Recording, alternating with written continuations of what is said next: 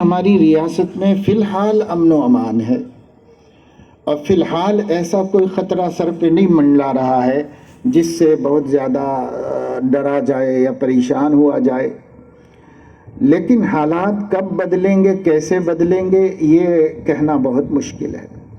اس لیے مسلمانوں کو ذہنی اعتبار سے، فکری اعتبار سے، عملی اعتبار سے تیار رہنا ہے اس بات کے لیے کہ مشکل حالات اسلام کے واسطے آ جائیں تو ہماری تو کوئی حیثیت نہیں، لیکن اللہ کے دین کے ہم محافظ ہیں، تو اللہ کے دین کی حفاظت کی ذمہ داری کو ہم کیسے پورے کر سکتے ہیں. اس وقت مسلمانوں کو بہت سوچ سمجھ کر زندگی گزارنے کی ضرورت ہے. دیکھا یہ جا رہا ہے کہ مسلمان ٹس سے مس نہیں ہوا ہے. 10 سال پہلے جو مسلمان کی غفلت تھی، فضول خرچیاں تھیں، اسراف و تبذیر تھے، شادی بیاہ و غمی خوشی میں من چاہے اعمال تھے، بالخصوص خوشیوں کے مواقع پر جو انتہائی جاہلانہ اور انتہائی غیر اسلامی طرز عمل مسلمانوں کا تھا، آج بھی ہے، کچھ فرق نہیں پڑا. آپ شہروں میں، شادی محلوں میں، شادی خانوں میں دیکھیں، رات بھر جو صورتحال ہے. حیدرآباد شہر کی تو بس الامان الحفیظ، لیکن سبھی ضلعوں نے اس کو قبول کرنا شروع کر دیا ہے اور ہر جگہ اسی کی نقل اب ہونے لگی ہے. ایسے بڑے بڑے قیمتی شادی محل بن رہے ہیں اور ضلعوں کے اندر بھی بن رہے ہیں، اور لوگ بجائے سادگی سے نکاح کرنے کے نہایت اسراف و تبذیر سے شادیاں کرنے کا رواج بناتے چلے جا رہے ہیں. اس میں اضافہ ہی ہے دن بدن. اسی طریقے سے معاصی اور گناہوں کی کوئی پرواہ نہیں ہے. اسی طریقے سے گھروں کے اندر جو مظالم ہو رہے ہیں، میاں بیوی کے درمیان جو ضد، ہٹ دھرمی، شرارت، مستقل شوہر کے خلاف بیوی، بیوی کے خلاف شوہر، آئے دن کے جھگڑے، آئے دن کے فتنے جو ہو رہے ہیں، اتنی کثرت سے مسلمانوں کے خاندانوں میں ہو رہی ہیں کہ بس میں بیان نہیں کر سکتا. جس جگہ جاؤ، دارالقضا کا، محکمہ شرعیہ کا معائنہ کرنے کے لیے بلاتے ہیں، کوئی جاتا ہوں، دیکھتا ہوں تو پوچھتا ہوں کہ بھئی اس سال آپ کے پاس کتنے کیسز ہیں؟ وہ بتاتے ہیں رجسٹر کھول کے کہ 200 ہیں، 250 ہیں، اتنے ہیں. پھر جب ہم ان کیسز کے بارے میں پوچھتے ہیں کہ بھئی یہ کیس کس قسم کے ہیں، تو پتہ چلتا ہے کہ سب میاں بیوی کے اختلافات کے کیس ہیں. 99% میاں بیوی کے اختلافات کے کیسز دارالقضا میں اور محکمہ شرعیہ میں، شرعی پنچایتوں میں آ رہے ہیں. کیوں لڑ رہے ہیں؟ کیوں آپس میں جھگڑ رہے ہیں؟ کیوں خوشگوار زندگی نہیں گزار سکتے؟ کیا ان کو کوئی گر معلوم ہی نہیں ہے کہ کس طرح محبت اور پریم اور پیار کی زندگی گزاری جا سکتی ہے؟ کیسے میاں بیوی ایک رہ کر اپنے بچوں کو ایک رحمت آگی سایہ دے سکتے ہیں، پرورش کر سکتے ہیں، اچھی تربیت کر سکتے ہیں؟ کیوں نہیں چاہتے ہیں؟ کیوں نہیں کرنا چاہتے ہیں؟ کتنے بچے معصوموں کی زندگیاں برباد ہوئیں. کسی کو نانی پال رہی ہے، کسی کو دادی پال رہی ہے، اور اس کا ابا اور اس کی امی آپس میں لڑ کر اپنی زندگیاں برباد کر رہی ہیں. کتنے بچوں کی زندگیاں تباہ ہو رہی ہیں. کیوں ہو رہی ہیں؟ ہم نہیں بدل رہے ہیں. زمانہ بدل گیا، ملک بدل گیا، حالات بدل گئے. جو مذہب کو جانتے بھی نہیں تھے وہ آج اپنے مذہب کے لیے جان دینے والے ہو گئے ہیں، اور جن کے لیے مذہب سب کچھ تھا آج انہوں نے مذہب کو سائیڈ میں رکھ دیا ہے، اور کلچر، فیشن اور جو زمانے کی چال ہے وہ چال مسلمان سب سے پہلے قبول کر رہا ہے. حضرت مولانا مناظر احسن گیلانی رحمۃ اللہ علیہ نے سورہ کہف کی تفسیر لکھی تھی. پرانی بات ہے، 70-80 سال پہلے کی. حضرت مولانا رحمۃ اللہ علیہ نے اس تفسیر میں بہت سی چیزیں بیان کی ہیں. ایک لطیفہ بیان کر کے اس سے بڑی عبرت دلائی ہے. وہ یہ کہ اس وقت امت مسلمہ کی صورتحال یہ ہے، یعنی 80 سال پہلے کی بات بتا رہا ہوں، کہ اس وقت وہ حیدرآباد میں لکھی کتاب، انہوں نے عثمانیہ یونیورسٹی میں ڈین تھے، یہاں لکھی انہوں نے کتاب. اس وقت امت مسلمہ کی صورت حال یہ ہے کہ ایک نوجوان، دو نوجوان تھے جن کو پتہ چلا کہ مارکیٹ میں کوئی نیا فیشن کا کپڑا آیا ہے، اس کو لینے کے لیے گئے اور وہ خرید کر کے لا رہے تھے، اپنے گھر جا رہے تھے۔ تو گھر جاتے جاتے آہستہ نہیں جا رہے تھے بلکہ دوڑتے ہوئے گھر کی طرف جا رہے تھے۔ تو کسی نے روک کے کہا کہ اتنی تیزی سے بھاگ کے کیا جا رہے ہو؟ کیا کوئی چوری کی ہو؟ کیا پریشانی ہے؟ کیوں ایسے بھاگ کے جا رہے ہو؟ تو ان نوجوانوں نے کہا کہ نہیں کوئی خاص بات نہیں ہے، ہم چاہ رہے ہیں کہ جلدی گھر جا کر یہ کپڑا پہن کے خوش ہو جائیں، ہو سکتا ہے کہ اگلے دن دوسرا فیشن آ جائے تو پھر اس کی ویلیو ختم ہو جائے گی۔ یہ ایک لطیفہ یا حالات کی صورتحال کا نقشہ تھا جو ایک بہت بڑے صاحب قلم عالم دین نے امت کی صورتحال دیکھ کر لکھی ہے، ایک صورت کی تفسیر کرتے ہوئے اس کو لکھا ہے۔ یہ ہے مسلمانوں کی آج صورتحال، اس سے بھی بدترین صورتحال ہے۔ کوئی فیشن ایسا نہیں ہے جس کے ہم اور ہماری بیٹیاں دل دادا نہ ہوں، ہمارے بچے، ہماری بچیاں، کوئی فیشن ایسا نہیں ہے جس کے دل دادا نہ ہو۔ وہ فیشن چاہے حیا سے معرہ ہو، خالی ہو، چاہے کتنا ہی گندا کیوں نہ ہو، لیکن آج مسلمانوں کی بچیاں بالخصوص جن کو اللہ نے پیسہ دیا ہے، مرفہ الحال ہے، اچھا کما رہے ہیں، بڑے بڑے کالجز میں پڑھا رہے ہیں، انہیں اپنے دین کی کوئی ضرورت نہیں، ان کو مسلمان باقی رہنے کی کوئی فکر نہیں ہے۔ وہ دنیا داری، فیشن پرستی میں اس حد تک آگے نکل گئی ہیں اور ہمارے بچے نکل گئے ہیں کہ اگر ان کو یہ کہے کوئی کہ ایسا کرنے سے تمہارا دین بھی نہیں باقی رہے گا تو وہ کہیں گے کہ دین جائے اپنے کہیں گڑھے میں، لیکن ہم یہی کریں گے۔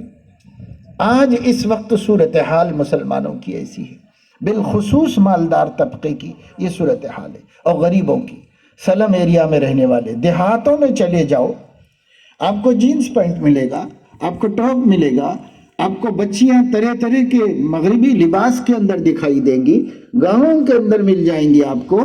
ہر وہ چیز جو مسلمانوں کے اور انسانوں کی شرافت کو برباد کرنے کے لیے شرافت کے دشمنوں نے جاری کی ہیں، چھوٹے چھوٹے قصبوں، دیہاتوں، منڈلوں میں تک پہنچ گئی ہے، لیکن دین نہیں پہنچا ہوا ہے، نماز نہیں پہنچی ہوئی ہے، اذانیں نہیں ہو رہی ہے، اللہ کے دین، اللہ کی کتاب کو سیکھنے سکھانے کا انتظام نہیں ہو رہا ہے، مکتب نہیں قائم ہے، بچے بچیاں بالکل محروم ہیں اللہ کی کتاب کے پڑھنے سے۔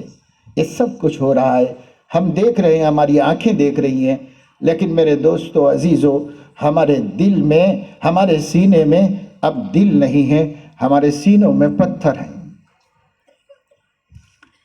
اللہ تبارک و تعالی شانہ نے قرآن مجید میں فرمایا یہودیوں کے بارے میں، ثم قست قلوبهم من بعد ذلك فهي كالحجارة او اشد قسوة وان من الحجارة لما يتفجر منه الانهار وان منها لما يشقق فيخرج منه الماء وان منها لما يهبط من خشية الله وما الله بغافل عما تعملون۔ اللہ نے فرمایا پتھروں سے بھی سخت ان کے سینوں میں دل ہو گئے تھے، حالانکہ دل نہایت نرم ہوتا ہے، پتھروں سے سخت ہو گئے۔ اللہ نے فرمایا بعض پتھر اللہ کے خوف سے اوپر سے لڑک کے نیچے آ جاتے، بعض پتھر خوف خدا کی وجہ سے بیچ میں سے پھٹ کے دو ٹکڑے ہو جاتے ہیں، بعض پتھروں کے آنکھ سے آنسو جاری ہوتے ہیں جسے ہم پانی کا چشمہ کہتے ہیں۔ اللہ فرما رہے ہیں یہ خوف خدا کے آنسو ہیں جو ان پتھروں سے جاری ہوتے ہیں، لیکن ایک انسان جب سنگ دل ہو جاتا ہے تو یہ پتھر بھی اس سے شرماتے ہیں، اس کے دل کی سختی و قساوت اس قدر بڑھ جاتی ہے۔ آج یہ صورتحال مسلمانوں میں بڑھتی چلی جا رہی۔ ابھی کہا گیا،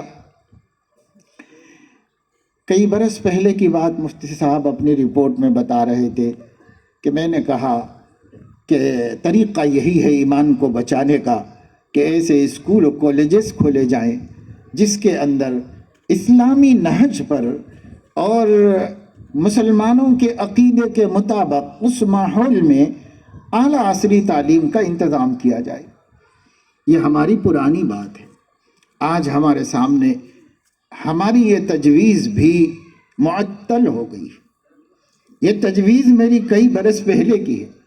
کئی علماء کو بول کے اسکول کھلوایا ہوں، نوجوان علماء سے، ماشاءاللہ اچھے چل رہے ہیں، کامیاب ابھی تک چل رہے ہیں، لیکن ہم نہیں کہہ سکتے کہ 2023-24 کے بعد ہماری یہ کوشش، ہماری یہ امت مسلمہ کی فکر مفید باقی رہے گی۔ ہم نہیں کہہ سکتے۔ کیوں؟ NEP کا آنا بالکل سر پہ تلوار کی طرح لٹکا ہوا ہے۔ جب وہ نظام آئے گا تو اس نظام میں اسکولوں کے اندر اپنی اپنی شناخت کو باقی رکھنے کی کوئی گنجائش نہیں ہوگی۔ نہ عیسائیوں کے لیے باقی ہوگی، نہ مسلمانوں کے لیے باقی ہوگی کہ وہ اپنی شناخت کے ساتھ، اپنے کلچر کے ساتھ، اپنے عقیدوں کے ماحول میں بچوں کو پڑھائیں، پرورش کریں اور بڑا کریں۔ ہمارے اسکول تو ابھی کھلنے بھی نہیں پائے۔ کرسچنز اس ملک کے اندر 300 سال سے اسکول چلا رہے ہیں، اور 300 سال سے انہوں نے ایک پوری نسل کا ذہن بدلا ہے۔ وہ اپنے ٹارگٹ کو پائے ہیں، انہوں نے اپنے ہدف تک اپنے کو پہنچایا ہے۔ ابھی ہم اس کے بعد اس ملک کی ہندو برادری نے بھی اسکولوں کی طرف توجہ دی ہے، بلکہ ایک اسکول سیریز ایسی ہے جہاں کہیں کرسچن مشنری کا اسکول قائم ہوتا ہے، اس کے چند 100 میٹر کے اندر ہی فوراً یہ لوگ اسی ہی طرح کی شاندار عمارت لے کر اپنا اسکول کھول دیتے۔ کئی جگہ ہمارے ہاں، ہمارا ایک دیہاتوں کا کام ہے، نارائن کھیڑ میں چلتا ہے ایک school, Vatican school, city school کے نام سے کرسچنوں نے کھولا۔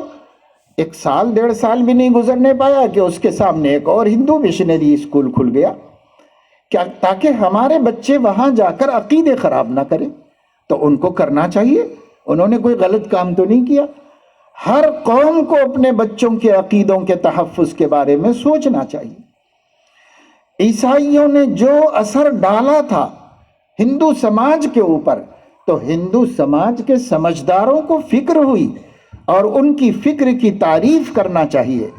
لیکن عیسائیوں کا جو اثر مسلم سماج پہ پڑا تھا، مسلم سماج کے سمجھداروں کو اس کی فکر نہیں ہوئی۔ انہوں نے، آپ بتائیے کھمم میں کتنے مسلمانوں نے ایسے اسکول آج سے 50 سال پہلے قائم کیے تھے، جن اسکولوں سے منشا یہ تھا کہ اسلامک کلچر اور اسلامی عقیدے کو محفوظ رکھتے ہوئے بچوں کو تعلیم یافتہ بنایا جائے۔ 50 سال پہلے بتا سکتے ہیں آپ کہ اس سرزمین پر اتنے بڑے شہر میں، مفتی جلال صاحب فرما رہے تھے 50,000 مسلمانوں کے شہر میں، آپ بتا سکتے ہیں ایسا اسکول جس کی فکریں کی گئی ہو؟ ہمیں نہیں فکر ہے کہ ہمارا عقیدہ کہاں جا رہا ہے، ہمیں نہیں فکر ہے کہ ہمارا کلچر مٹ رہا ہے، ہمیں نہیں فکر ہے کہ ہم کل کیسے تھے آج کیسے ہیں۔ کل اس ملک میں ہر مسلمان کو دیکھ کر مسلمان کہا جاتا تھا، آج اس ملک میں مسلمان کو پوچھنا پڑتا ہے کہ آپ کس مذہب سے تعلق رکھتے ہیں۔ ہم بدل گئے ہیں، ہمیں بدلانے میں انگریزوں کے تعلیمی نظام کا بڑا اثر ہے۔ لیکن میں 25 سال سے مسلسل کوشش کرتا رہا، اب جا کر کے 10 سال پہلے سے تھوڑی تھوڑی کامیابی ملنا شروع ہوئی تھی، اور ماشاءاللہ سے علماء ہی نہیں، مسلمانوں میں بھی بہت سے فکر مند عام ایجوکیٹڈ مسلمانوں نے بھی حیدرآباد شہر میں اور دوسرے شہروں میں اچھے اسکولوں کو قائم کرنے کا سلسلہ شروع کیا۔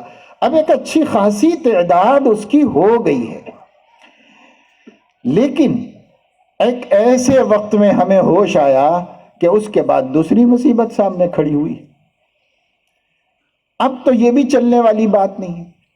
ابھی دیکھیے، میں گلبرگہ گیا ہوا تھا تو وہاں پر چند علماء نے مجھے بتایا کہ گلبرگہ میں کرناٹک کی حکومت نے یہ ہدایت جاری کی ہے کہ پرائیویٹ اسکولوں میں جو 1 گھنٹہ یا آدھا گھنٹہ کوئی پیریڈ، زائد پیریڈ نصاب سے ہٹ کر مذہبی تعلیم کے لیے ہوتا تھا، اس کی بھی اجازت نہیں ہے۔ اسکول صرف ماڈرن ایجوکیشن کے واسطے ہے وہی ہوگا، اس سے زیادہ اسکول میں کوئی دوسری سرگرمی کو اجازت نہیں دی جائے۔ تو ایک طرف دیکھیے کہ جو نیشنل ایجوکیشن پالیسی ہے، نئی قومی تعلیمی پالیسی آئی ہے، قومی تعلیمی پالیسی کے اندر ایک طرف یہ کیا ہے کہ بھارتیہ کلچر کے نام پر وہ ساری کی ساری باتیں لے آئے ہیں جس کا تعلق ہندو قوم کے کلچر سے ہے، عیسائیوں سے نہیں ہے، مسلمانوں سے نہیں ہے، اور دیگر اقلیتوں سے نہیں، کیونکہ وہ یہ کہتے ہیں کہ ما قبل عہد وسطیٰ جو کلچر بھارت کا تھا وہ کلچر بھارت کا کلچر ہے۔ ما قبل عہد وسطیٰ سے مطلب اشوک کا دور، مسلمانوں کے ہندوستان میں آنے سے پہلے کا دور، اس پہلے کے دور کے کلچر کو پہلے بھارتیہ کلچر کہہ کر متعارف کرایا گیا ہے۔ بھارت کا کلچر وہی مانا جائے گا جو مسلمانوں کے ہندوستان میں آنے سے پہلے کا بھارت ہے، اس کو بھارت کا کلچر مانا جائے گا۔ اور اب بھارت کے کلچر کو نئی تعلیمی پالیسی کے اندر نمائندگی دی گئی ہے، اور تمام اقوام ہندوستان سے کہا گیا ہے کہ اگر آپ کو بھارت سے وفاداری ہے تو بھارتیہ کلچر سے آپ اپنے کو دور نہ کریں، قبول کر لیں، اور اگر آپ کو بھارت سے وفاداری نہیں ہے تو آپ کا بھارتیہ کلچر قبول کرنے میں ہچکچانا اس بات کا ثبوت ہے کہ آپ کو بھارت سے محبت نہیں ہے، لہذا آپ دیش دروہی ہیں، آپ کسی دوسرے ملک کو پسند کرنے والے ہیں، آپ بھارت کو پسند کرنے والے نہیں ہیں۔ ایک ایسی مشکل لا کر کھڑی کی گئی ہے جس مشکل سے جان چھڑانا آسان کام نہیں ہے، کسی بھی اقلیت کے لیے جان چھڑانا آسان نہیں ہے۔ اب جب اس کے مطابق ہوگا تو یہ جو ہم کہہ رہے تھے کہ مسلمانوں کو اپنے اسکول کھولنے چاہیے اور اپنے ماحول میں بچوں کی تعلیم کا انتظام کرنا چاہیے، تو وہ اب تک تو ہے، لیکن آئندہ وہ مسئلہ بھی خطرے میں ہے، اس کا آئندہ مشکل ہے کہ ایسا ہو سکے۔ تو یہ سب کچھ اس ملک کے اندر ہو رہا ہے اور اس کی تیاریاں چل رہی ہیں، انتظامات ہو رہے ہیں، لیکن ہمیں بھی اس کی فکر نہیں ہے۔ اب کیا کرنا ہے؟ تو اب وہ والا نسخہ چلنے والا نہیں ہے جو ہم پہلے کہا کرتے تھے کہ مسلمان ایسے اسکول کھولیں جن اسکولوں کے اندر کلچر تو اسلامی ہو اور ماحول اسلامی ہو اور تعلیم وہی ہو جو سرکار مانگتی ہے، کیونکہ تعلیم تو ایک ہنر ہے، ایک ضرورت کی چیز ہے، ہونا چاہیے، پڑھنا چاہیے، اس سے تو کوئی اختلاف نہیں کرتا، مگر اب وہ فارمولہ نہیں چلنے والا ہے۔ اب کیا فارمولہ اختیار کیا جائے؟ اب کیا فارمولہ؟ کافی غور کر رہے ہیں علماء کرام، پورے ملک کے علماء سر جوڑ کے بیٹھ رہے ہیں، دارالعلوم دیوبند میں میٹنگیں ہو رہی ہیں، بہت سوچا جا رہا ہے کہ اب کیا کیا جائے ایمان کی اور دین کی حفاظت کے لیے۔ میں علماء کرام کی ساری تشویشوں کو سامنے رکھ کر، ملک کے بڑھتے ہوئے حالات کو دیکھتے ہوئے، میری سمجھ میں جو بات آ رہی ہے ہر جگہ بتا رہا ہوں اور امانت سمجھ کے بتا رہا ہوں، وہ یہ ہے کہ شاید ایسا وقت آ سکتا ہے جب اللہ کے دین کو، دین اسلام کو، قرآن کو، اللہ کی بندگی اور عبادت کو دو جگہوں میں امن حاصل ہوگا، تیسری کوئی جگہ نہیں ہوگی۔ ایک آپ کا گھر، ایک اللہ کا گھر، بس یہی دو جگہوں میں آپ کا دین محفوظ رہ سکتا ہے۔ ریلوں میں نماز جب سے ہم نے آنکھ کھولی ہے، جب سے دکھ رہا ہے، ہم اپنے بالکل کم سنی میں اپنے والد کے ساتھ شمالی ہندوستان کے سفر کرتے رہے ہیں، کیونکہ وہ وہاں رہتے تھے فیملی کے ساتھ، پھر وطن آتے تھے، جاتے تھے۔ ٹرینوں میں نے بچپن میں سفر کیا ہے والدین کے ساتھ، اسٹیشنوں پر، بوگیوں میں، جگہ جگہ راستوں میں مسلمان نماز پڑھتے تھے، کل تک بھی پڑھتے تھے۔ گزشتہ 3 برسوں کے اندر ہمارے لیے یہ بات مشکل ہو گئی ہے کہ ہم نماز پڑھیں نہ پڑھیں۔ ہر ایک نمازی سوچ رہا ہے کہ میں یہ نماز پڑھوں، کہیں ایسا نہ ہو جائے کہ FIR درج ہو جائے، کہیں ایسا نہ ہو جائے کہ مشکل پیش آ جائے۔ بھائی دیکھو، کوئی ڈھکی چھپی بات میں آپ کو نہیں بتا رہا ہوں، جو کھلے عام میڈیا میں بات سامنے ہے، وہی بات آپ کے سامنے دہرا رہا ہوں۔ چند دن پہلے شمالی ہندوستان میں ایک درگاہ سے واپس آنے والے لوگ مسلمان ایک ڈھابے پہ ٹھہرے، وہاں بس رکائی، نماز کی تیاری کی اور جماعت بنا کے چند لوگوں نے نماز پڑھی۔ کہاں؟ بالکل ہائی وے کے کنارے پر، جس سے کسی کو کوئی تکلیف، کسی کو ڈسٹربنس نہیں۔ روڈ پہ تو کوئی بھی نہیں پڑھتا، روڈ پہ تو اپنی جان بھی ہلاکت میں پڑے گی، کون پڑے گا؟ کون احمق روڈ پہ نماز پڑھے گا؟ روڈ سے ہٹ کے کنارے پر، جس سے کسی کو تکلیف نہیں ہے، نماز پڑھ لی کہ بھئی اللہ کی زمین ہے، نماز پڑھنے سے کس کو تکلیف ہے؟ کون منع کرے گا؟ بس اتنے میں بجرنگ دل کے لوگ آگے اور لوگوں نے فوٹو لے لی اور اس کو وائرل کر دیا۔ جیسے ہی وائرل ہوا پولیس والے آگے، اب پولیس والوں نے ان کو بس میں بٹھا کر کے پولیس اسٹیشن لے گیا، اور لے جانے کے بعد ان نماز پڑھنے والوں ہی کی ایف آئی آر درج کی، انہی کے خلاف ایف آئی آر درج کی، اور دفعہ کیا لگایا، قلم کیا لگایا کہ یہ ملک کے امن کو نقصان پہنچا رہے ہیں، یعنی دوسرے مذہب والے کی دل آزاری کر رہے ہیں نماز پڑھ کے۔ آج تک نہیں ہوئی بھائی، آج تک نہیں ہوئی، اب کیسے ہو گئی اچانک دل آزاری؟ کسی کو دل آزاری نہیں ہوتی، کوئی ہندو بھائی برا نہیں مانتا، سب خوش ہوتے ہیں، رستہ دیتے ہیں، جگہ بتاتے ہیں۔ میں اتنے زمانے سے سفر کر رہا ہوں، کوئی 30 سال سے مسلسل سفر کر رہا ہوں، کبھی کہیں نماز پڑھنے کے لیے کوئی غیر مسلم درمیان میں نہیں آیا۔ ٹرین میں چنئی جا رہا تھا، نماز پڑھنے کا مسئلہ تھا، مغرب کا نماز کا وقت، دیر ہو رہی تھی، گاڑی چھٹی تو ہم انتظار کیے، لوگ اپنی اپنی جگہ پہ ہو جائیں تو ہم نماز پڑھ لیں۔ نماز پڑھنے کے لیے میں اور میرے ساتھ ایک اور مولانا تھے، مصلی نکال کر کے ادھر ادھر ذرا مناسب جگہ دیکھ رہے تھے بوگی میں۔ تو کونے کی 2 سیٹوں پر سامنے آمنے مذہبی قسم کے پجاری لوگ، دونوں میاں بیوی بیٹھے ہوئے تھے۔ دل میں خیال آیا کہ ان لوگوں کو کہیں ناگواری نہ ہو بھئی ہماری نماز پڑھنے سے، ایسا منفی خیال ذہن میں آتا ہے دیکھ کر کے۔ لیکن ان کی جب نظر پڑی تو اس پجاری نے مجھ سے کہا کہ آپ نماز پڑھنا چاہتے ہیں؟ تو ہم نے کہا کہ ہاں نماز پڑھنے کی فکر میں، تو میری سیٹ پہ اوپر پڑھ لو۔ میں نے کہا کہ میں کھڑے ہو کے پڑھنا چاہتا ہوں، وہاں نہیں پڑھ پائیں گے کھڑے ہو کے۔ تو کہنے لگے پڑھ لو، یہیں پر پڑھ لو۔ شوہر سامنے کھڑا ہو گیا، بیوی پیچھے کھڑی ہو گئی، جس سے ہم گھبرا رہے تھے، اور وہ دونوں دوسروں سے کہتے تھے، ریکویسٹ کرتے تھے، 2 منٹ بابا لوگوں کو نماز کر لینے دو، نماز کر لینے دو، 2 منٹ ٹھہر جاؤ، انتظار کرتے۔ ہم نے بھی جلدی جلدی 3 رکعتیں پڑھی اور سنتیں بھی نہیں پڑھی، اور اس کے بعد مصلی اٹھا دیا تاکہ بھائی دوسروں کو تکلیف نہ ہو۔ 2-3 منٹ تو کسی کو بھی تکلیف نہیں ہوتی، سب ایک دوسرے کی راحت کا خیال کرتے، سب ایک دوسرے کی چاہت کا خیال کرتے ہیں، انسان ہیں، کوئی سے بھی مذہب والے ہو۔ تو کبھی نہیں ہوا ایسا، کبھی نہیں ہوا۔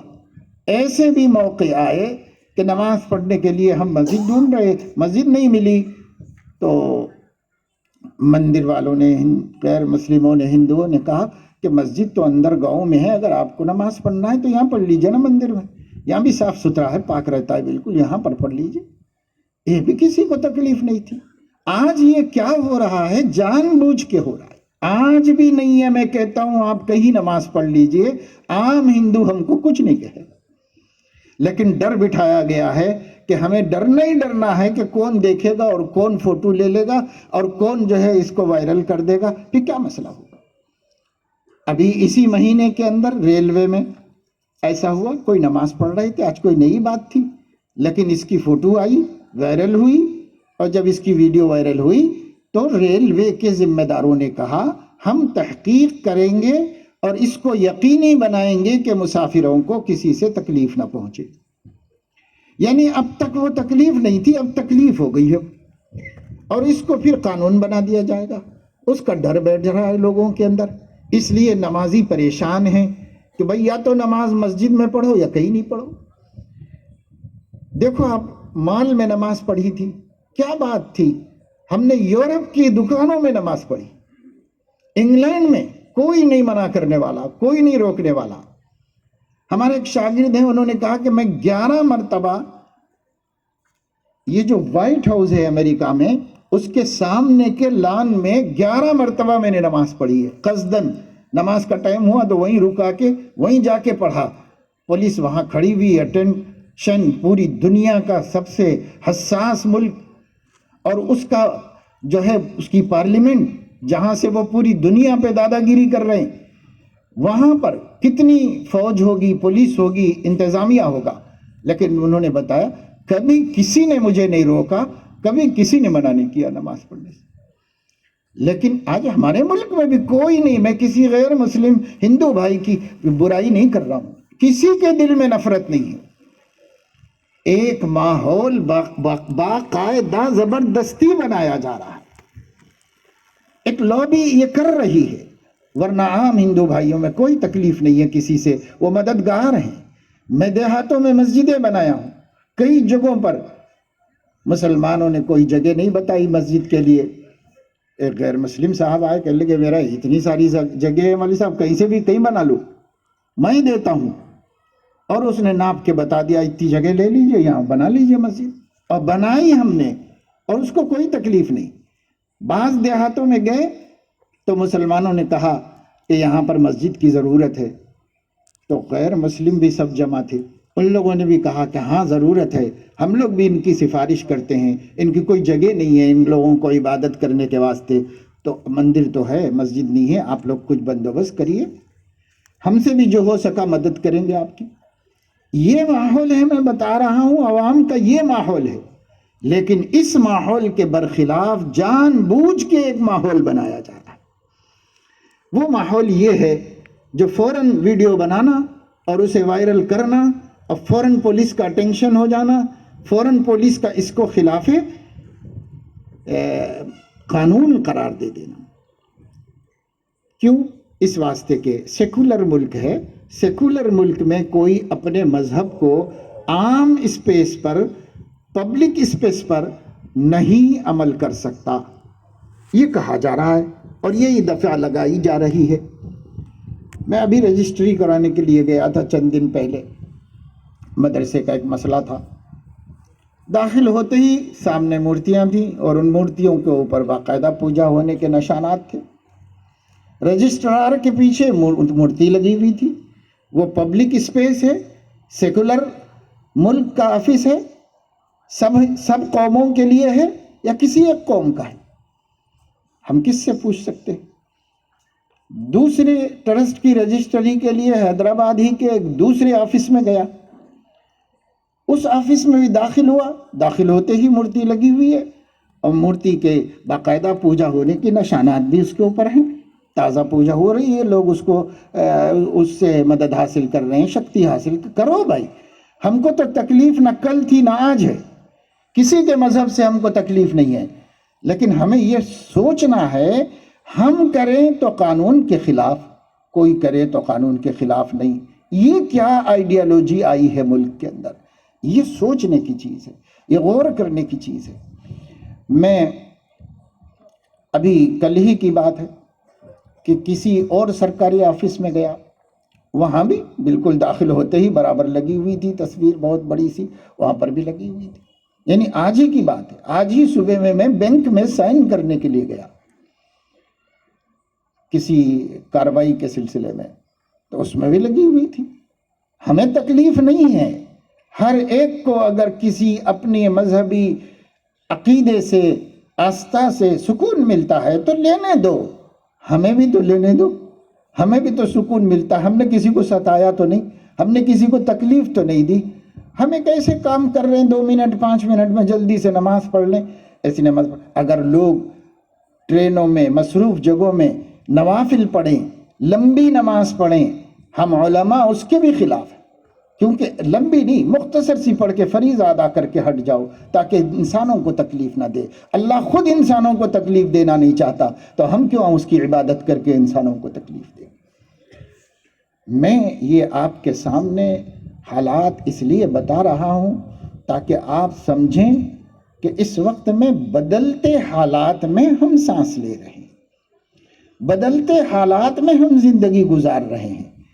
ہمارے کو کسی سے لڑنا نہیں ہے، ہم کو کسی سے اختلاف کرنا نہیں ہے، بلکہ اتنے حالات کے باوجود جو عام سمجھدار مسلمان ہمارے ساتھ، غیر مسلم بھائی ہمارے ساتھ کاروبار کر رہے ہیں، ہمارے ساتھ کھیتی باڑی کر رہے ہیں، ہم ان کے ساتھ لین دین کر رہے ہیں، ہم ان کے ساتھ کھیل کود رہے ہیں، ہمارے بچے ان کے ساتھ پڑھ رہے ہیں، وہ ہمارے ساتھ پڑھ رہے ہیں، ہمارے لیکچرر ان کے ساتھ پڑھا رہے ہیں، وہ ہم ان کے ساتھ پڑھا رہے ہیں، مارکیٹ میں، منڈی میں ہم ایک دوسرے کے ساتھ ہیں، الحمدللہ تعلقات ہیں، دوستیاں ہیں، محبت خلوص ہے، شادی بیاہ میں ایک دوسرے کی شرکت ہے، غمی خوشی میں ہم اس سے بھی آگے بڑھ کر یہ کہتے ہیں، ہم مسلمانوں سے شکایت کرتے ہیں کہ مسلمان بعض حقوق انسانی برادری کے نہیں ادا کر رہے ہیں، وہ بھی ادا کرو۔ پڑوسی کو نہیں پوچھتے ہیں، پوچھا کرو۔ پڑوسی بیمار ہو جائے تو دیکھنے کے لیے جایا کرو۔ یہ تمہارا دین ہے، یہ تمہارے نبی کی تعلیم ہے، یہ خدا نے آسمان سے اتارا ہے۔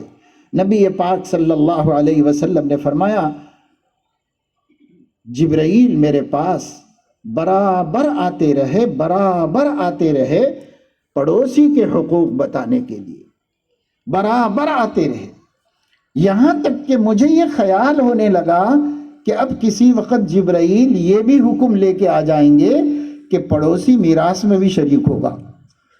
یہ مجھے خیال ہونے لگا، جبرائیل اتنی دفعہ مجھے تاکید کرنے آئے کہ مجھے یہ خیال ہونے لگا کہ شاید کسی دن یہ حکم بھی لے آئیں گے کہ پڑوسی میراث میں بھی حصہ دار ہے آپ کا۔ ایسا نبی کو خیال ہوا، لیکن ایسا حکم نہیں آیا، پر نبی کو یہ خیال ہوا اس تاکید کی وجہ سے۔ آج ہمارے پڑوسی کی کیا ہم فکر کر رہے ہیں کچھ؟ ہمارا پڑوسی، پڑوس میں لگا ہوا گھر غیر مسلم کا ہے، اس کے بعد والا گھر مسلمان کا ہے، وہ بیمار ہوا تو دیکھنے گئے، یہ بیمار ہوا تو گئے نہیں ہم۔ کیا اللہ نہیں پوچھے گا ہم سے؟ بھائی اس کا دین دھرم اللہ کا معاملہ ہے، لیکن وہ ایک انسان ہے کہ انسان سے، انسانیت کے علمبرداروں کو اور انسانیت کی تعلیم دینے والے نبی کے امتیوں کو اور انسانیت پر رحم کرنے والے خدا کے بندوں کو نہیں پوچھے گا اللہ کہ آپ کے پڑوس میں کوئی مر گیا تھا، چاہے کسی دین دھرم کا تھا، اونچی ذات کا تھا، نیچی ذات کا، ہمیں اس سے کیا لینا دینا؟ ہم تو سب انسانوں کو ایک ماں باپ کی اولاد سمجھتے ہیں۔ کلکم بنی آدم وآدم خلق من تراب، تم سب آدم کی اولاد ہو اور آدم مٹی سے پیدا کیے گئے۔ یا ایھا الناس انا خلقناکم من ذکر و انثی، اے لوگو ہم نے تم کو ایک مرد ایک عورت سے پیدا کیا۔ یہ تمام انسانوں کی بات ہو رہی ہے۔ فضیلتیں جو ہوں گی وہ ایمان کی برکت سے عند اللہ ہوں گی، لیکن دنیا میں حقوق سب کے ادا کرنے پڑیں گے، سب کے ساتھ بہتر سلوک کرنا پڑے گا۔ اتنا تو ہے کہ اگر کسی غیر مسلم کا انتقال ہو جائے محلے میں، پڑوسی میں، تو اس کے مذہبی رسومات میں ہم شریک نہیں ہو سکتے، لیکن اس سے ہمدردی کرنا، اس کے گھر کھانا بھی جانا، اس کو اس پریشانی کے وقت میں کوئی مدد کی ضرورت ہے تو مدد کرنا، کچھ ہمت افزائی کے چند بول بولنا، گھر میں پہلے جانا پھر بعد میں اگلے دن جانا اور تسلی دینا، ہمت بڑھانا، اس کو پتہ چلے کہ میرے پڑوس میں ایک مسلمان ہے اور اس مسلمان کو میرے غم کا احساس ہے۔ کیا ہم کرتے ہیں؟ یہ سب ہم سے نہیں ہوتا۔ یا تو لوگ ایسا کر رہے ہیں کہ صاحب وہاں تک پہنچ جا رہے ہیں جو کام ان کے لیے حلال و جائز نہیں، یا پھر اتنا بھی نہیں کر رہے ہیں کہ جو ان کے ذمے ضروری ہے، وہ فریضہ ہے، وہ ادا کریں۔ میرے دوستو، بدلتے ان حالات میں اگر آپ ان اسلامی تعلیمات کو اپنے لیے اختیار نہیں کریں گے، اپنے ساتھیوں میں پھیلائیں گے نہیں، ایک دوسرے کو اس کی ترغیب نہیں دیں گے، تو پھر حالات کا مقابلہ آپ نہیں کر سکیں گے۔ میڈیا آپ کو شیطان کی شکل میں دکھا رہا ہے، میڈیا آپ کو ٹیررسٹ بتا رہا ہے، میڈیا آپ کو، عالمی میڈیا، انٹرنیشنل میڈیا بھی یہ دکھا رہا ہے جہاں پر دہشت گردی ہے وہاں مسلمان ہیں۔ حالانکہ ایسا نہیں ہے۔ کتنی دہشت گردی حکومتیں کر رہی ہیں، کتنی دہشت گردی امریکہ کر رہا ہے ناحق دوسروں کے ملکوں میں گھس کے، اپنے مفادات کے لیے، اپنی ترقیوں کے واسطے۔ لیکن اس کو نہیں کچھ کہا جا رہا ہے۔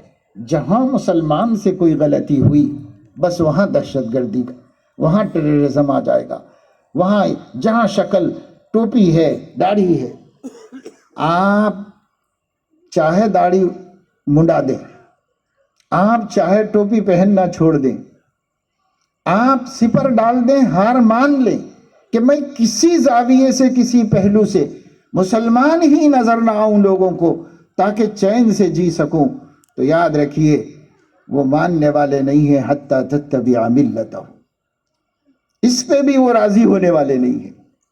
تو پھر ہم ایک سنت بھی کیوں چھوڑیں؟ جب کوئی ہمارے سنتیں چھوڑنے سے راضی نہیں ہونے والا ہے، واجبات و فرائض چھوڑنے سے راضی نہیں ہونے والا ہے، تو ہم کیوں چھوڑیں؟ یہ غلط طریقہ ہے کہ آپ حالات سے ڈر کر دین سے پیچھے ہٹ رہے ہیں، یہ غلط طریقہ ہے۔ صحیح طریقہ یہ ہے دین پہ تو مضبوطی سے جمو، البتہ اسلامی تعلیمات کی روشنی میں جن اقوام کے ساتھ زندگی گزار رہے ہو ان اقوام کا اعتماد حاصل کرو اور ان اقوام کو اپنا رحمت ہونا بتاؤ اور ثابت کرو۔ میں ایک ایسے نبی کا امتی ہوں جن کی شان ہی رحمت ہے، میں ایک ایسے اللہ کا بندہ ہوں جس کی دوسری صفت، دوسرا نام الرحمن،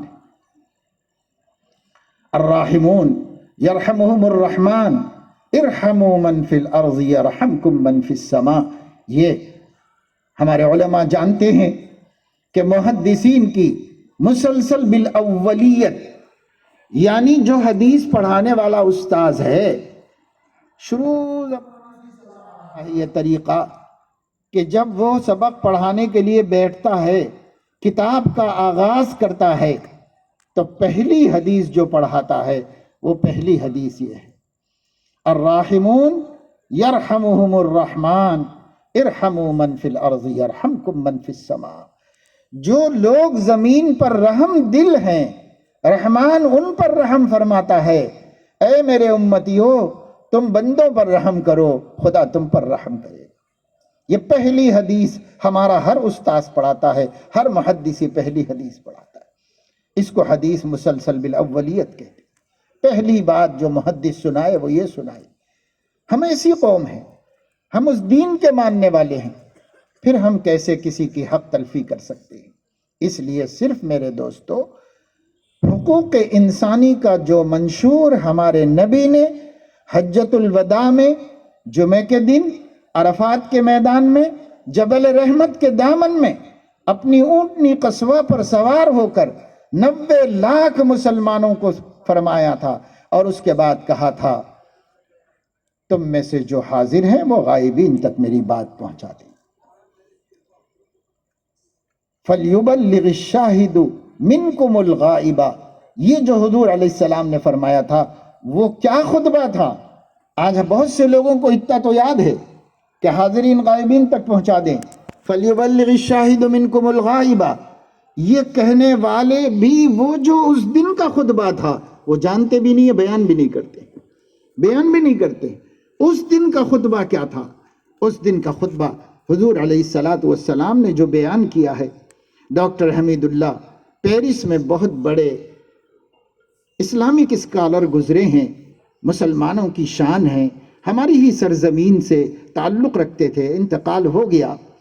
بڑے مفکر اور بڑے اسکالر، شاید ہی دنیا کی کوئی یونیورسٹی ہو جس میں انہوں نے لیکچر نہ دیا ہو، اس یونیورسٹی کے فخر کے طور پر انہوں نے حضور علیہ السلام کے حجۃ الوداع کے خطبے کو ایک منشور کی شکل میں مرتب کیا ہے اور بتایا ہے کہ یہ ہیومن رائٹس کا ایسا منشور ہے، پوری دنیا اس کا بدل نہیں دے سکتی، پوری دنیا اس کا بدل نہیں دے سکتی، جو رسول اللہ صلی اللہ علیہ وسلم نے بس اپنے ایک خطبے میں بیان فرما دیا تھا۔ میں جا رہا ہوں، میرے بعد انسانوں کے ساتھ تمہارا سلوک ایسا رہنا چاہیے، یہ حضور علیہ السلام بتا کے چلے گئے۔ اس کو جمع کیا گیا، میں نے بھی اس کو ایک سیمینار میں سنانے کے لیے حدیثوں کو سامنے رکھ کر نمبر وار مرتب کیا۔ یہ ہے وہ خطبہ ہمارے نبی کا جو دنیا سے رخصت ہوتے ہوتے دے کر گئے ہیں، جس میں ایک ایک پوائنٹ ایسا ہے جو انسانوں کا مقام بتاتا ہے، بلا لحاظ مذہب انسان کا کیا مقام ہے، یہ انسان کا مقام بتاتا ہے۔ آج میرے دوستو، سمجھ میں آئے نہ سمجھ میں آئے، یا آپ کو یہ ٹاپک اچھی لگ رہی ہو نہ لگ رہی ہو مدرسے کے اس اسٹیج سے، مگر میں آپ کو ایک مسلمان ہونے کے ناطے اپنی مسلم قوم کو اپنا مستقبل سنوارنے کے واسطے یہ بات بتا رہا ہوں، جب تک آپ انسانی حقوق کا احترام نہیں سیکھیں گے اور ہر کہو مہ کے ساتھ، ہر چھوٹے بڑے کے ساتھ، ہر مذہب والے کے ساتھ آپ انسانیت کا احترام کا معاملہ نہیں کرو گے، اس وقت تک اس ملک کی اس خطرناک سازش کا مقابلہ نہیں کر سکتے۔ ایک خطرناک سازش ہے جس کو ہم سمجھ رہے ہیں، ہمارے اکابر کی آنکھیں دیکھ رہی ہیں، وہ دیدہ بینا جو اہل اللہ کے چشم کے حلقے میں ہے دیکھ رہا ہے، وہ دل جو اللہ والوں کے سینے میں ہے وہ اب دیکھ رہے ہیں منظر کو، آنے والے دنوں کا منظر کیا بنانا چاہتے ہیں۔ اگر خدا نہیں چاہے گا تو نہیں بنے گا، لیکن جو لوگ بنانا چاہتے ہیں، جن کے ہاتھ میں خدا نے اس وقت سب کچھ دیا ہوا ہے، اللہ کی مرضی ہے، اللہم مالک الملک تؤتی الملک من تشاء وتنزع الملک ممن تشاء وتعز من تشاء وتذل من تشاء بیدک الخیر۔ اللہ نے دیا بھائی، کسی کی طاقت نہیں ہے، اللہ کے دینے سے وہ لوگ مالک بن گئے ہیں ملک کے سفید و سیاہ کے، اللہ کی قدرت سے وہ لوگ مالک بنے ہوئے ہیں جو آج ملک میں بانٹنے کا کام کر رہے ہیں، اقوام کے درمیان تفریقیں پیدا کی جا رہی ہیں، ماحول کو خراب کیا جا رہا ہے، اللہ کے مسلط کیے ہوئے ہیں۔ اللہ نہ چاہے تو کوئی نہیں کر سکتا، مگر اللہ نے ایسا کیوں کیا؟ تو ہم جب تک اللہ کے وفادار تھے تو اللہ نے ہمیں امن دیا تھا، جب سے ہم اللہ کے بے وفا ہو گئے ہیں اللہ نے ہمارے امن کو چھین لیا ہے۔ اور سمجھیے کہ یہ صرف ہندوستان کی بات نہیں ہے، ہمارے پڑوسی ملک اسلام کے نام پہ بنا ہے، وہاں اسلام کی حالت اس سے بھی خطرناک ہے۔ سعودی عربیہ، جہاں ہمارے نبی کی پوری زندگی کی ایکٹیویٹیز ہوئی ہیں، مکہ مکرمہ مدینہ منورہ جس مملکت کے اندر ہے، آج وہاں بھی اللہ کا دین قابل رحم حالت میں آ گیا ہے۔ آج وہاں بھی اللہ کے دین قابل رحم ہے، مگر وہ ان لوگوں کو بھی اللہ سمجھ دے اور ہمیں بھی اللہ سمجھ دے۔ اللہ کے دین کو بچانے کے لیے اللہ خود کافی ہے، لیکن ہمیں بچانے کے لیے دین کا بچنا ضروری ہے۔ اگر ہماری زندگی میں دین نہیں تو ہم نہیں بچ سکتے۔ ہاں، دین تو خود اللہ بچا کے رکھے گا۔ لِيُظْهِرَهُ عَلَى الدِّينِ كُلِّهِ، ہر دین پہ غالب رکھنا اللہ کی قسم ہے، اللہ کی ذمہ داری ہے۔ کبھی دین اسلام رسوا نہیں ہوگا، قیامت تک نہیں ہوگا، کسی کوچے میں رسوا نہیں ہوگا۔ اسلام نہیں رسوا ہوگا، مسلمان ہوں گے، وہ مسلمان جنہوں نے اسلام چھوڑ دیا، اور ان کی وجہ سے وہ جو اسلام پہ قائم ہے وہ بھی، کیونکہ حضور اکرم صلی اللہ علیہ وسلم نے فرمایا اخیر زمانے میں ایک لشکر چلے گا کعبۃ اللہ پر حملہ کرنے کے لیے۔ جب وہ مقام بیضا پر پہنچے گا تو یخسف اولہم وآخرہم، ان کے اولین آخرین یعنی پورا لشکر شروع سے لے کے اخیر تک پورا قافلہ زمین میں دھنس جائے گا، زمین ان کو نگل لے گی۔ وہ کعبۃ اللہ کیا مکے میں بھی داخل نہیں ہو سکیں گے، اس سے پہلے زمین ان کو نگل لے گی۔ حضرت عائشہ رضی اللہ تعالیٰ عنہ نے پوچھا، یا رسول اللہ، جو لوگ بری نیت سے جا رہے تھے وہ تو ٹھیک ہے، سمجھ میں آتی ہے بات، ان کی گستاخی یہ ہے کہ ان کو تو دھسنا چاہیے زمین میں، لیکن قافلے میں سب لوگ تو ایسے نہیں ہوتے، بعض لوگ تجارت کے لیے قافلے میں شریک ہو جاتے ہیں، بعض لوگ قافلے والوں کی خدمت کر کے مزدوری کر کے پیسے کمانے کے لیے چلے جاتے ہیں، وہ سب تو نہیں جا رہے تھے اللہ کا گھر گرانے کے لیے، ان کو کیوں دھسایا جائے گا؟ اللہ تو عادل ہے۔ حضور علیہ السلام نے فرمایا کہ ہاں، اس وقت تو ان کے ساتھ ہونے کی وجہ سے دھسا دیے جائیں گے، پھر جب قیامت آئے گی تو یحشرون علی نیاتہم، پھر وہ اپنی نیتوں پہ اٹھائے جائیں گے. وہاں اللہ ظلم کسی پہ نہیں کرے گا، یہاں ماحول کا اثر تو برابر پڑے گا. اس لیے دیندار لوگ یہ نہ سمجھیں کہ اگر سماج سدھار کا کام ہم نہیں کریں گے تو ہمیں کیا کرنا ہے، ہم تو اللہ کی نافرمانی نہیں کر رہے ہیں، ہم تو اللہ کی نافرمانی نہیں کر رہے ہیں، اس لیے سماج رہتا ہے بگڑتا ہے تو وہ جانب اس کی ذمہ داری ہے. اگر دیندار یہ سمجھ رہے ہیں تو بخاری کی اس حدیث کو سامنے رکھ لیجئے، عذاب آئے گا تو دونوں پر آئے گا، مصیبت آئے گی دونوں پر آئے گی، آزمائش اور امتحان و ابتلا دونوں پر آئے گا. نیک بچیں گے نہیں، اگر وہ یہ کر رہے ہوں کہ دوسروں کو روک رہے ہوں تب بچیں گے، نہیں تو نیک لوگ نہیں بچیں گے. نبی پاک صلی اللہ علیہ وسلم نے فرمایا، جب اللہ تعالیٰ نے ایک قبیلے کے بارے میں فرمایا تھا، ایک قوم، ایک بستی کے بارے میں، جبرائیل جاؤ اس بستی کو زمین پوری اٹھا کر آسمان پہ لے جا کے پلٹ کے پھینک دو، پوری بستی والوں کو اس کے نیچے دبا دو اور ختم کر دو. میں بہت ناراض ہوں ان سے.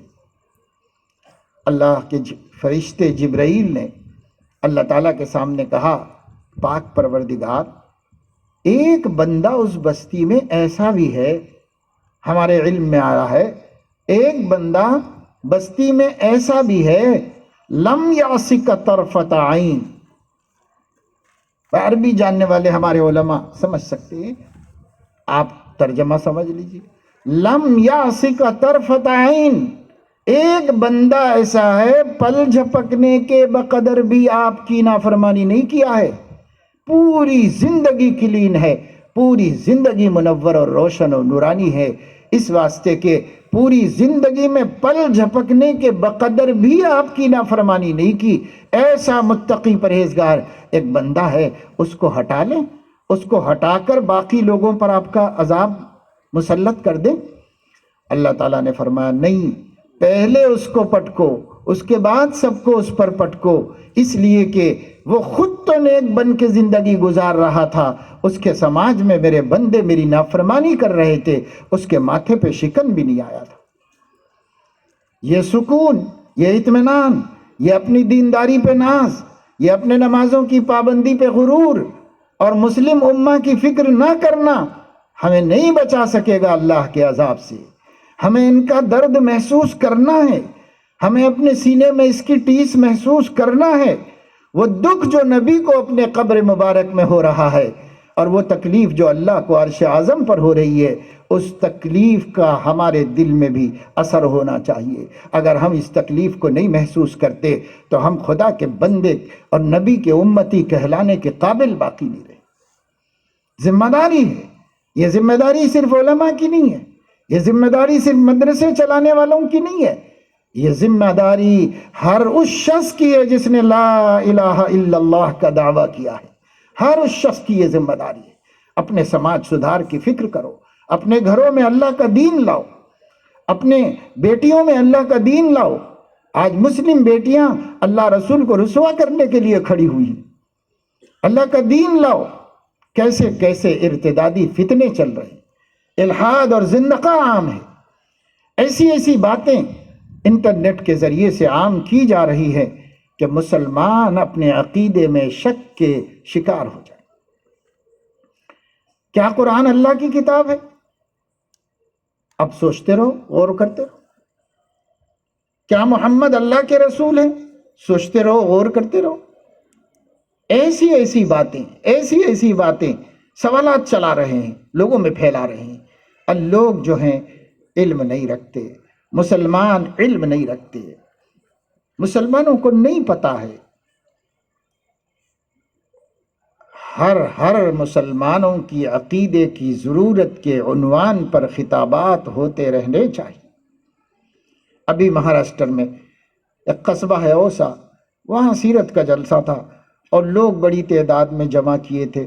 بڑی محنت کی تھی پورے قصبے والوں نے، نوجوانوں کے، پڑھے لکھے، بہت بڑا مجمع وہاں پر اکٹھا ہوا تھا. اور مجھے بات کرنی تھی، میں بہت لمبے سفر سے وہاں پہنچا تھا، بہت تھکا ہوا تھا. سوچتا رہا کیا بات کروں. جب بیٹھ گیا اللہ سے مانگ کے کہ اللہ پاک ضروری کوئی بات کہلوا دیجئے اپنے نبی کے حوالے سے. اللہ پاک نے دل میں بات ڈالی کہ یہ بتانا ہے کہ ہمارے نبی صلی اللہ علیہ وسلم نے جو کئی نکاح فرمائے تھے کیوں فرمائے تھے، وجہ کیا تھی، مصلحت کیا تھی، حکمت کیا تھی۔ امت کو تو 4 کی اجازت قرآن نے دی ہے، لیکن نبی نے 11 نکاح فرمائے۔ جب وصال ہو رہا تھا تو 9 بیویاں تھیں۔ حضرت علیہ السلام نے کیوں کیے، یہ سوال یورپ میں چل رہا ہے، یہ سوال عیسائیوں نے سب سے پہلے اٹھایا، اور یہ سوال اس کو پھیلانے والے پھیلاتے رہے، اور انہی کی کتابوں سے لے کر ہمارے میڈیا نے اس سوال کو اٹھایا، ہمارے نبی کی شبیہ بگاڑنے کے لیے، ہمارے نبی کی عزت و ناموس کو نقصان پہنچانے کے لیے، جو کہ خیر ممکن ہی نہیں ہے، لیکن انہوں نے تو اپنے والی کوشش کرنی چاہیے۔ اس سے غیر مسلموں میں نفرت پیدا ہوئی ہمارے نبی سے، اور مسلم نوجوان بھی دور ہوئے۔ یہ میں آپ کو حقیقت کی بات بتا رہا ہوں۔ مسلم تعلیم یافتہ لوگوں کے قلوب میں بھی اس سے شکایتیں پیدا ہوئی ہیں، جواب نہیں بن پڑا تو دل چھوٹے ہو گئے۔ کیوں کیے ہوں گے ہمارے نبی ایسا کیوں کیے ہوں گے؟ بعض بھولے بھالے نوجوانوں نے کالج میں پڑھنے والے مجھ سے کہا کہ مول صاحب یہ تو اچھی بات نہیں تھی نا، ہمارے کچھ سمجھ میں ہی نہیں آ رہا کہ 6 سال کی بچی سے کرتے کیا نکاح اتنے بڑے آدمی ہو کے۔ تو یہ کھٹک پیدا کی گئی ہے باقاعدہ طور پر، یہ صرف اس سے یہ دو دھاری تلوار ہو گئی۔ اس سے غیر مسلم نوجوانوں میں حضرت محمد صلی اللہ علیہ وسلم کی طرف جھکاؤ پیدا ہی نہ ہونے پائے، اور دوسرے یہ کہ خود مسلمانوں کے نوجوان شرمندگی کی وجہ سے سر جھکا لے۔ یہ مقصد تھا ہمارے دشمنوں کا اور میڈیا کا، اس میں بہت حد تک ان کو کامیابی ملی ہے۔ چونکہ سماج میں ابھی مسلمان بول نہیں سکتا تو اپنے اندر کی کھٹک کو زبان پہ لانے سے ڈرتا ہے، مگر دل میں تو کھٹک پیدا ہوئی ہے، اس کی شبہ پیدا ہوا ہے۔ یہ شبہ کیسے دور ہوگا، ڈاؤٹ کلیئر کیسے ہوگا؟ میں خیر تفصیل میں نہیں جاتا، میں آپ کو یہ بتانا چاہ رہا ہوں کہ ابھی چند اسی مہینے کی بات ہے کہ جب میں نے اس ٹاپک پر گفتگو کی اور بتایا کہ حضور علیہ السلام نے حضرت خدیجہ سے کب کیا، کیوں کیا، حضرت عائشہ سے کب کیا، کیوں کیا، کیا اس زمانے کے اندر اس عمر کے نکاح ہوتے تھے یا نبی نے کوئی نیا کارنامہ کر دیا ہے، اور کرنے کی وجہ کیا تھی، حضرت حفصہ سے کیوں نکاح کیا، حضرت زینب سے کیوں نکاح کیا، اس کے پیچھے بیک گراؤنڈ کیا تھا، وقتی مصلحت کیا آئی تھی، حضرت زینب سے کیوں حضور علیہ السلام نے نکاح کیا، سودا بنت زمعہ سے کیوں کیا، رضی اللہ تعالی عنہن اجمعین۔ تقریباً 1 گھنٹہ 1.5 گھنٹہ 2 گھنٹے کے قریب اس عنوان پہ بات چلی، لیکن بات ختم ہو گئی، دعا ہو گئی، ہم تو فوراً وہاں سے نکلے اگلے پروگرام کے واسطے۔ لیکن دوسرے تیسرے دن وہاں سے ہمارے متعدد دوستوں نے، کئی لوگوں نے جو بڑی محنت کی تھی اس پروگرام کے لیے، انہوں نے بتایا ہم کو فون پر کہ ہر طبقہ یہ کہہ رہا ہے، ہر آدمی یہ کہہ رہا ہے، ہمارے دل صاف ہو گئے، ہمارے دل نبی کے بارے میں پاک ہو گئے۔ آپ جان رہے ہیں میں یہ اس لیے بیان کر رہا ہوں کہ جب یہ زبانوں سے نکل رہا ہے یہ ثبوت ہے کہ دلوں میں کھٹک موجود ہے۔ جب کلیئر ہوئی تو ان کے دل خوش ہوئے۔ ایک صاحب نے تو ایک دوسرے ملک کی بات ہے، ایک ایسے پروگرام میں ایک ایسی عمر میں جب وہ 55-56 برس کی عمر کے تھے اور بڑے آفیسر ہیں ایک ملک کے، بہت بڑے عہدے پر ہیں، ایک سیرت کے سیمینار میں شریک ہوئے، عصری تعلیم یافتہ ہیں، علماء سے فائدہ نہیں اٹھا پاتے، انگلش میڈیم زندگی ہے، تو بہرحال وہاں انگریزی میں تعلیم یافتہ لوگوں کا ہی پروگرام تھا۔ وہ جس نے خطاب کیا اس نے اچھی انگریزی کے اندر تفصیل سے اس ٹاپک پہ گفتگو کی۔ ان کے مسجد کے امام صاحب کہتے ہیں کہ وہ مجھے ساتھ لے کے شریک ہونے گئے تھے، راستے میں گاڑی میں بیٹھ کے جیسے ہی آگے نکلے تو انہوں نے مجھ سے کہا کہ پیش امام صاحب آج میں دوبارہ مسلمان ہوا ہوں، آج میں دوبارہ مسلمان ہوا۔ انہوں نے کہا وہ اتنے بڑے آدمی آپ اتنے بڑے مسلمان، کیا کہہ رہے ہیں آپ؟ کہ لگے کہ اتنا دل میں بھرا ہوا تھا کالج لائف سے، جب میرے غیر مسلم ساتھیوں نے اور کرسچن دوستوں نے مجھے نبی کے بارے میں یہ بتایا، یہ بتایا، یہ بتایا، وہ سب ڈاؤٹ بن کے میرے سینے میں چبھتے تھے اور میں اپنے نبی سے بدگمان تھا۔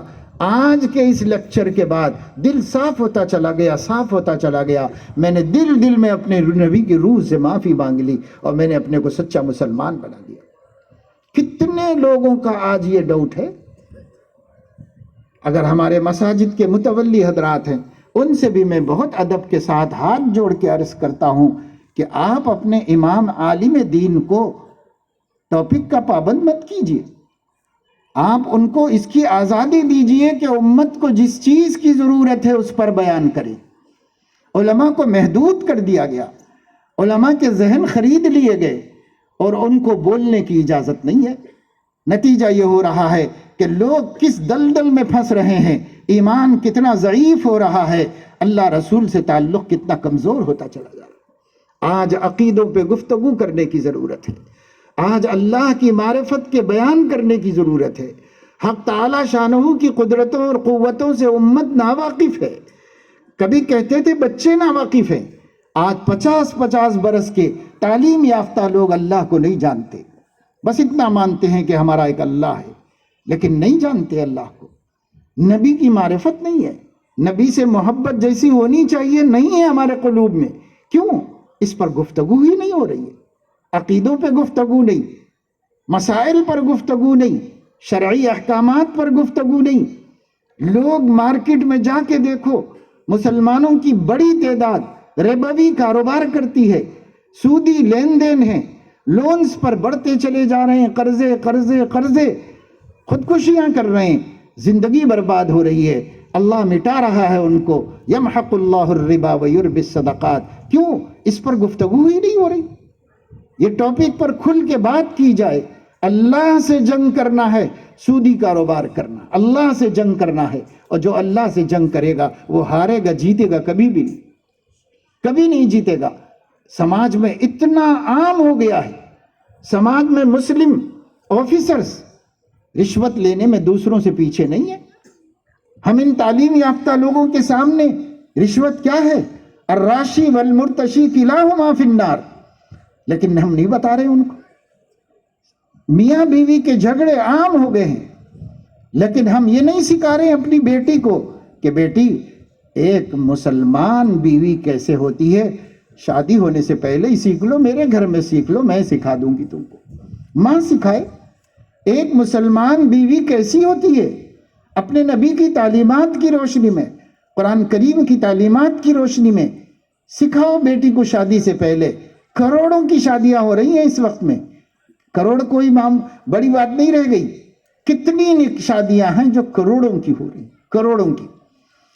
ہمارے ایک شاگرد کا شادی خانہ ہے حیدرآباد میں، انہوں نے مجھ سے بتایا کہ ایک صاحب امریکہ سے آئے تھے، یہیں پر شادی کی بچے کی انہوں نے، تو ولیمے کے لیے میرا فنکشن ہال لیا تھا، آئے اور سب دیکھا گھوما، حالانکہ روزانہ ہوتا ہے، روزانہ شادی ہوتی ہے، اور ہمارے حساب سے تو ہم اس کو بھی اسراف سمجھتے، لیکن انہوں نے آ کر ان سے کہا کہ یہ ٹائلز نکال دیجئے، دوسرے ٹائل ڈالیے، جو ٹائل میرے پسند کے ہیں وہ منگا کے یہاں پر ڈالیے، اور یہ دیواروں کو اکھاڑ دیجئے، اس کے اوپر دوسرے ٹائل لگائیے، اور یہ ٹیبل مجھے نہیں چلیں گے، اس کے لیے آپ دوسرے ٹیبل کا انتظام کیجئے، یہ کیجئے۔ کیا کہہ رہا ہے یہ آدمی؟ وہ بیچارہ حیران ہو گیا۔ انہوں نے کہا بھائی یہ معمولی کام ہے، کہا ابھی تو ٹائم ہے میری بچے کے ولیمے میں، اور پیسے کی آپ فکر نہ کریں، مگر یہ سب کیجئے۔ ایک رات اپنے بچے کا ولیمہ کھلانے کے لیے پورے شادی خانے کا ڈیکوریشن بدل کر کے نیا اپنی مرضی سے بنوایا۔ کیا ہے حماقت مسلمانوں کی، خون رونے کو جی چاہتا ہے۔ یہی پیسہ آپ کے خاندان کو دو، دوسروں کو بھی نہیں دو۔ تمہارے خاندان میں کتنی بیٹیاں شادی ہونے کے لیے ترس رہی ہیں، جوانی ڈھل رہی ہے، سیاہ بال سفید ہو رہے، تم یہ پیسہ وہاں لگا کر اللہ کو خوش کر لو، ان کی دعائیں لے لو، اور یہ دعائیں تمہاری ہر مصیبت میں کام آ جائیں گی۔ لیکن نہیں ہے مسلمانوں میں یہ شعور۔ مسلمان بس انا میں جو کرنا چاہوں گا، میں ہی وقت کا فرعون ہوں، کوئی روک نہیں سکتا، حتیٰ کہ اللہ کا دین بھی مجھے نہیں روک سکتا، قرآن بھی نہیں روک سکتا، حدیث رسول بھی نہیں روک سکتی، کوئی مجھے نہیں روک سکتا، میں فرعون ہوں، جو چاہوں گا کروں گا۔ لا حول ولا قوت الا باللہ۔ آج ہر مالدار انا ربکم العالی کا نعرہ عملاً لگا رہا ہے، زبان سے نہیں بول۔ کیا ہوگا، کیسے ہوگا؟ اس کا نتیجہ یہ ہے کہ ہم نے اولاد کی تربیت نہیں کی، بچوں اور بچیوں کی تربیت نہیں کی۔ ہم نے اپنے بیٹے کو نہیں بتایا کہ بیٹا بیوی کے ساتھ کیسے رہنا چاہیے، ہمارے نبی کی کیا تعلیم ہے، شادی سے پہلے سیکھ لو۔ ہم نے نہیں سکھایا، بلکہ لڑکے کے ماں باپ لڑکے کی طرفداری کر کے بہو پر زیادتی کروا رہے ہیں، اور لڑکی کے ماں باپ لڑکی کی طرفداری کر کے اس کے شوہر کی زندگی اجیرن کروا رہے ہیں۔ اتنی مثالیں ہیں کہ میں اب اس تھوڑے سے وقت میں بیان نہیں کر سکتا، میں اپنی بات سمیٹ رہا ہوں، ختم کرنے پر آ رہا ہوں۔ اتنی مثالیں ہیں۔ کیا ہو رہا ہے میرے دوستو؟ کیا ہم اپنے نبی کی نسبت کی کیا لاج رکھے ہوئے ہیں؟ ہمیں اپنے نبی کا کیا احساس ہو رہا ہے؟ کس کی امت ہے بھائی؟ کیا کر رہے ہیں؟ زندگی ہم گزار رہے ہیں ایسی زندگی، اللہ مان الحفیظ۔ اس کو بدلو، یہ طریقہ بدلو۔ آج کیا ہوا؟ گزشتہ مہینے ہی کی بات ہے، گلبرگہ شہر کے اندر ایک لڑکی ڈاکٹر ہے، اس کا باپ ڈاکٹر ہے، ڈاکٹر سے اس کی شادی کی ہے، اور ان کا خاندان بھی تعلیم یافتہ ہے، ان کا خاندان بھی تعلیم یافتہ ہے، پیسے والے بھی ہیں۔ یہ شادی ہوئی بڑے جو ہے شان و شوکت سے ہوئی شادی، لیکن اگر ہمیں نبی خیر خواہ نظر آتے تو ہم نبی کے پوچھتے، اللہ کے نبی نے داماد دیکھنے کا طریقہ کیا سکھایا ہے؟ میں آپ کو کیا بتاؤں کہ داماد کیسا تلاش کرنا چاہیے، یہ بھی میرا نبی مجھے بتا دیا ہے۔